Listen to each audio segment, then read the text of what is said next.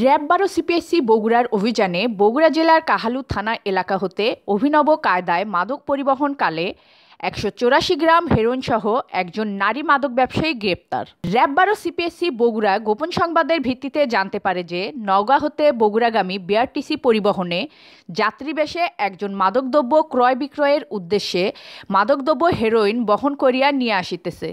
উক্ত তথ্যের ভিত্তিতে র‍্যাব সদর দপ্তর ইনটুইংয়ের সহযোগিতায় অধিনায়ক র‍্যাব ১২ মোহাম্মদ আতিকুর রহমান মিয়া পিপিএম অতিরিক্ত ডিআইজি এর দিক নির্দেশনায় অদ্য ৬ ফেব্রুয়ারি ২০২৫ তারিখ ১৪টা ১০ ঘটিকার সময় র‍্যাব ১২ সিপিএসসি বগুড়ায়ের একটি আভিযানিক দল বগুড়া জেলার কাহালু থানাধীন মুরইল ইউনিয়নের সান্তাহার পোড়াপাড়া গ্রামস্থ তুহিন ফিলিং স্টেশনের সামনে নওগাঁ টু বগুড়া মহাসড়কের উপর অভিযান পরিচালনা করিয়া আসামি মোসাম্মদ জাকিয়া বেগম ওরফে তাসলিমা বয়স ২৫, পিতা মোহাম্মদ জাহিদ আলী, মাতা মোসাম্মদ নার্গিস বেগম, স্থায়ী সাং নওহাটা দাঁতপুর, থানা পাবনা, জেলা রাজশাহী, বর্তমান ঠিকানা সাং গোদাগাড়ি কার্বের অফিসের সামনে, থানা গোদাগাড়ি, জেলা রাজশাহীকে ১৮৪ গ্রাম মাদকদ্রব্য হেরোইন সহ আটক করা হয়। উল্লেখিত উদ্ধারকৃত মাদকদ্রব্য হেরোইন ও গ্রেপ্তারকৃত আসামিকে পরবর্তীতে আইনানুগ ব্যবস্থা গ্রহণের জন্য কাহালু থানা বগুড়ায় হস্তান্তর করা হয়েছে। News desk Tanzil Akter lucky.